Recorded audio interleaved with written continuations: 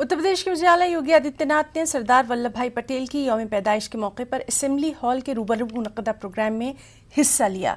योगी आदित्यनाथ ने सरदार वल्लभ भाई पटेल के मुजस्समे पर गुलहाए अकीदत पेश करते हुए उन्हें खिराज पेश किया। प्रोग्राम में सियासी रहनुमाओं के अलावा आला ओहदेदारों ने भी शिरकत की। सरदार वल्लभ भाई पटेल की 146वीं यौम पैदाइश के मौके पर मुल्क भर में नेशनल यूनिटी डे मनाया जा रहा है। 146वीं पावन जयंती के अवसर पर उन्हें विनम्र श्रद्धांजलि अर्पित कर रहा है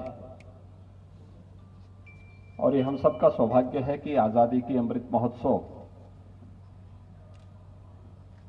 वर्ष में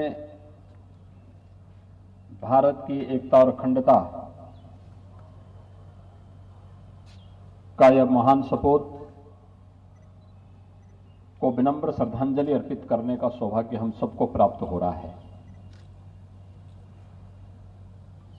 हम सब जानते हैं 15 अगस्त 1947